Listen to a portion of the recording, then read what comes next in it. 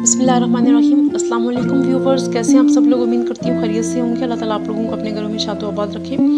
आज की वीडियो में मैं आप बीइंग अ मदर जो अपने पर्सनल एक्सपीरियंसेस है वो आप लोगों से शेयर करी हूँ। चूँकि जब बेबी के साथ हमारा फर्स्ट एक्सपीरियंस होता है तो वो एक बहुत नई चीज़ होती है और बहुत सारी चीज़ें, चूँकि वो एक टाइम हमारे लिए रिजाइसिंग भी होता है और साथ साथ हार्ड भी होता है। बहुत सारी नई चीज़ें होती हैं जो बिल्कुल हमारी समझ में नहीं आ रही होती, तो हम खुद भी एक न्यू एक्सपीरियंस से गुजरते हैं और बच्चे को भी उससे गुजार देते हैं। तो बेहतर यही है कि हमें गाइडेंस जो लेनी चाहिए ताकि वो टाइम हमारे लिए और बच्चे के लिए हार्ड नहीं हो। इस वीडियो में जितनी भी चीज़ें आप लोगों से शेयर की हैं ये आप लोगों के लिए रिकमेंडेशन नहीं है। अगर कुछ टिप्स जो आप लोगों के लिए हेल्पफुल हो सकती हैं तो वो आप लोगों की अपनी पर्सनल चॉइस है। सबसे पहले हमारा जो एक्सपीरियंस वो हॉस्पिटल से ही शुरू हो जाता है बच्चे के साथ। तो वहाँ पे कुछ ऐसे एनवायरमेंटल इश्यूज होते हैं जिसमें हमें बच्चे को सारा टाइम अपने आंखों के सामने रखना चाहिए और खुद से उसको संभालना चाहिए। उसके फीडर से लेके उसके चेंजिंग तक तमाम तर चीज़ें हमें जो खुद से देखनी चाहिए। उसके बाद जो है जितना जल्द हो सकता है हमें बच्चे को घर के रिलैक्सिंग एनवायरनमेंट में लाना चाहिए। सबसे पहले बच्चे की जो अगर हम लोग उसे जो फीडर दे रहे हैं तो वो एक प्रॉपर वे से देना चाहिए। मतलब अगर डॉक्टर जिस तरह से हमें रिकमेंड करते हैं तो उस तरीके से बच्चे को अगर फीडर नहीं देंगे तो उसे बाद में बहुत सारे इन्फेक्शन जैसे ईयर इन्फेक्शन हो गया, नोज़ इन्फेक्शन है या फिर आइज़ इन्फेक्शन या फिर थ्रोट इन्फेक्शन, बहुत सारे इन्फेक्शन जो है सिर्फ फीडर गलत तरीके से पिलाने की वजह से होते हैं। तो कुछ बच्चे जैसे बड़े हो जाते हैं वो फीडर जो अपने हाथ में ले लेते हैं, वो बैठ के पी रहे होते हैं, खड़े होके पी रहे होते हैं। तो ये चीज़ें भी उस टाइम पे भी उन्हें अपनी मदर के ऊपर डिपेंड करना चाहिए। ये मदर का काम है कि फीडर का काम जो है वो एहतियात के साथ अपनी निगरानी में खुद से या किसी बड़े की निगरानी में बच्चों को पिलाएं। फीडर जो है वो बच्चे का सर जो है कुछ सेंटीमीटर जो है वो ऊंचा रखे या किसी पिलो के ऊपर जो है सॉफ्ट पिलो लें, उसके ऊपर सर ऊंचा रखे, उसे हमें फीडर पिलाना चाहिए। बिल्कुल उसे सीधा लिटा के या बिल्कुल नीचे सर को ऊंचा किए बगैर हमें उसे फीडर नहीं देना चाहिए। ये बहुत ज़्यादा डेंजरस भी होता है और बाद में भी इसके बहुत सारे प्रॉब्लम्स जो है वो क्रिएट हो जाते हैं। तो हमें यहाँ से जो है फीडर से बहुत ज़्यादा एहतियात बरतनी चाहिए। अच्छा, बाय बर्थ जो है कुछ बच्चे जो है वो एकदम से उनका एसिड रिफ्लक्स जो है शुरू हो जाता है, दूध फेंकना शुरू हो जाता है। ये मैं अपनी पहली भी वीडियो में शेयर कर चुकी हूँ। तकरीबन ये आज के टाइम में 80 से 90% ये केसेस जो वो बढ़ रहे हैं बच्चों के अंदर। तो इसमें हमें जो है हमेशा जो मेरी दोनों बेटियां हैं उनके अंदर भी ये प्रॉब्लम था। तो शुरू में तो मैं बहुत परेशान होती थी, बार बार लेके डॉक्टर के पास जाती थी। तो डॉक्टर जो उनकी काउंसलिंग से ये चीज़ रिकवर हो जाती थी और मेरा जो टाइम था वो बहुत आराम से गुजर जाता था। वरना ये बहुत पैनिक एक चीज़ होती है बच्चे के लिए भी और माँ के लिए भी। तो दूध पिलाने के बाद फ़ौरन जब बच्चे को एकदम से सीधा नहीं रखना, फ़ौरन उसे हमें अपने शोल्डर के साथ 15 से 20 मिनट तक लगा के रखना है या फिर अपनी गोद में उसे बैठा के जो है प्रॉपर्ली जो बर्पिंग करवानी है। और मतलब शोल्डर के साथ भी जब लगाएं तो उसे हम आराम से आहिस्ता आहिस्ता उठ उसकी पीठ के ऊपर जो है टैप करते रहें और जब वो बर्प करे तो फिर हम उसे जो है सीधा करें। और अगर उसका मिल्क स्पीटिंग बहुत ज़्यादा है तो फिर उसे एकदम से बहुत ज़्यादा दूध नहीं दें। अगर वो 4 ऑन्स नहीं ले सकता तो वो 2 हिस्सों में हमें 2-2 करके फॉर एग्जांपल उसको देना चाहिए। दूसरी बात जो है ये बच्चों को उसका जो सुलाने के हवाले से है कि बिल्कुल हम लोग बाज़ औक़ात इतनी बेएहतियाती करते हैं कि हमें बिल्कुल पता नहीं होता कि किस तरह का जो सेफ़ स्लीप बच्चे के लिए होना चाहिए और कौन सा अनसेफ़ है। बिल्कुल बच्चे को जो है साइड पे लिटाएं तो कौन सी साइड पे लिटाना चाहिए, जो हार्ट वाली साइड है बच्चे को उस तरह से बिल्कुल नहीं लिटाएं। सम टाइम उसकी हार्ट के ऊपर, चूँकि अभी वो बिल्कुल न्यू बॉर्न होता है तो उसके ऊपर बहुत ज़्यादा प्रेशर आ जाता है जो कि उसकी लाइफ के लिए बहुत डेंजरस है। तो ऐसा बिल्कुल हरगिज़ नहीं करें। बच्चे को बिल्कुल सीधा लिटाएं, लेकिन उसका सर जो है वो थोड़ा सा हमें साइड पे करें, किसी भी साइड पे कर दें, लेकिन वो उसकी बॉडी जो बिल्कुल स्ट्रेट होनी चाहिए। या तो ये करना चाहिए कि हमें दोनों साइड पे कोई ऐसी सपोर्ट रखें और बीच में उसको सीधा करके लिटा दें। और बार बार बच्चे को हमें देखना चाहिए, वॉच करना चाहिए कि मतलब वो खुद से जब मूव करने के काबिल हो जाएगा तो वो किसी गलत तरीके से, या फिर बच्चे अक्सर ये होता है कि वो उल्टे होके सो जाते हैं।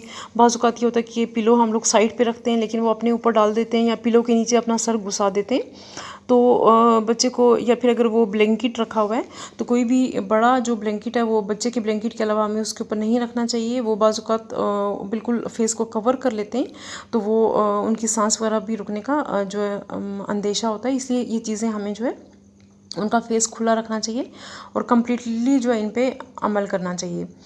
दूसरा जो है बच्चे की डेली, जब बच्चा बिल्कुल अभी छोटा होता है तो डेली हम उसे चूँकि बात नहीं करवाना चाहिए, तकरीबन वीक में 2 और 3 टाइम जो उसकी बाथिंग होगी।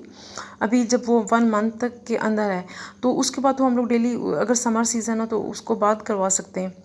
लेकिन अगर हम बात नहीं करवा सकते तो गर्म पानी से, नीम गर्म पानी जो है जिसमें हमारा हैंड डालें तो वो मतलब बर्दाश्त करे, उस पानी से कोई भी कॉटन या क्लीन जो भी कोई क्लॉथ वगैरह ले लें, उसको सोक करके अच्छी तरह से कोई भी आप उसके अंदर हल्का सा वॉश डाल दें तो बच्चे की आइज़ को, उसके पूरे फेस को, अगर पूरी बॉडी जो है उसको वॉश करें। और स्पेशली जो कॉटन बड्स होते हैं उनकी मदद से बच्चे के ईयर के अंदर जो है प्रॉपर्ली हमें क्लीनिंग करनी है। उसका नोज़ जो वो अंदर से प्रॉपर्ली क्लीन करना है, और उसके अलावा उसका जो बेली बटन है ये जो है क्लीन करना है।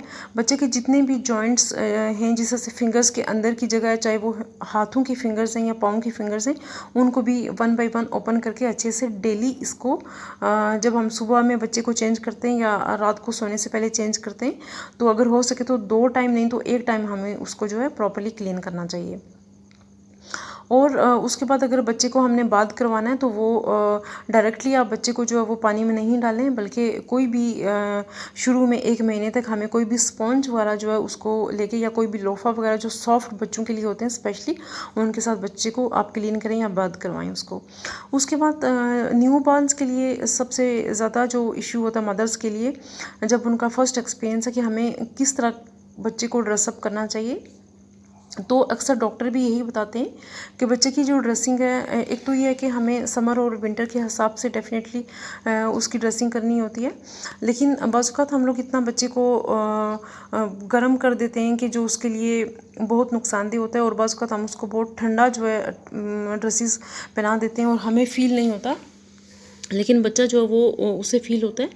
तो हमें ड्रेसेस जो ज़्यादातर जो वो कॉटन स्टफ में होने चाहिए और बहुत ज़्यादा टाइट नहीं हो, थोड़े से लूज़ होने चाहिए बच्चे को, ताकि वो इजीली मूव कर सके। मुझे जो सबसे ज़्यादा प्रॉब्लम हेड शेप में हुई थी, इस पे हमें ज़रूर तवज्जो देना चाहिए। इसके लिए जो भी बैक से या फ्रंट से हमें प्रेस भी करना चाहिए, और साथ हमें राइस या फिर रेत के जो है ना पिलोज़ खुद से बना के या किसी से बनवा के वो भी यूज़ करने चाहिए। और एक क्रीप के साथ जो राउंड वाला पिलो जो बना हुआ मिलता है वो भी बेस्ट है, उसे भी प्रॉपर्ली अगर हम यूज़ करें तो सर की शेप जो वो बन जाती है और ठीक हो जाती है। चूँकि कुछ बच्चे जो बाय बर्थ उनकी शेप बिल्कुल अच्छी नहीं होती, पीछे से सर उनका निकला हुआ होता है। हेलमेट हमें यूज़ नहीं करना चाहिए चूँकि इसका वेट बहुत ज़्यादा होता है। प्रिकॉशनरी शॉट्स जो है ये बहुत ज़रूरी होते हैं। बच्चे की बर्थ से लेके हमें 4 साल के टाइम में ये कंप्लीट करवाने होते हैं, चाहे जितने भी होते हैं, लेकिन ये बहुत लाजमी है, इनको बिल्कुल मिस नहीं करना चाहिए और प्रॉपर टाइम पे हमें वैक्सीनेशन करवानी चाहिए। लेकिन ये टाइम इतना पैनिक होता है, मुझे आज भी याद है, मैं कभी बच्चों के शॉट्स जो वो खुद से नहीं करवाती, साथ किसी को लेके जाती हूँ, उस टाइम वहाँ से भाग जाती हूँ, और हमेशा पेनाडोल और ड्रॉपर मेरे बैग में होता है, तो पहले से ड्रॉपर रेडी रखती हूँ, भर के रख देती हूँ। जो ही बच्चा बाहर आता है तो उसे फ़ौरन से पिला देती हूँ। फिर हमें आइसिंग करनी चाहिए। आइसिंग करने से बच्चे की जो दवाई है वो एक जगह जमा नहीं हो जाती और उसे पेन कम होती है या नहीं होती। तो फ़ीवर की सूरत में हमें डेफिनेटली पेनाडोल ही पिला सकते हैं, वही देनी चाहिए। लेकिन शॉट लगवाने से पहले हमें ये कंफर्म होना चाहिए कि बच्चे को किसी किस्म की कोई एलर्जी या फिर उसको फ़ीवर नहीं है, तो ही शॉट लगवाएं, वरना फिर वो हम लगवा तो लेते हैं लेकिन वो ज़ाया हो जाता है। इसलिए हमें पहले से ये सारी चीज़ें खुद से देखनी होती हैं।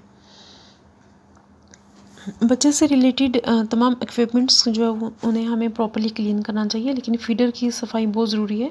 लेकिन हम फीडर को जो है स्टरलाइज़ या क्लीन कैसे करें, क्योंकि जब हम फीडर पिला के अगर उसे वॉश नहीं करेंगे तो बहुत सारे बैक्टीरिया जो है वो फीडर में आ जाते हैं, जिन्हें क्लीन करने के लिए सबसे पहले हम उन्हें नॉर्मल पानी से या नीम गर्म पानी से वॉश करें, जिसमें कोई भी हम डिश वॉशर ले सकते हैं। जो स्पेशली फीडर वॉश करने के लिए होते हैं वो भी ले सकते हैं। अगर वो नहीं है तो कोई भी आम सा जो घर में आप यूज़ करें डिश वॉशर लें और उससे फीडर को अच्छे से ब्रश से वॉश करें, उसकी निप्पल को निकाल के और बाकी चीज़ें भी, और उसके बाद 5 मिनट तक उसे पानी में बॉईल करें।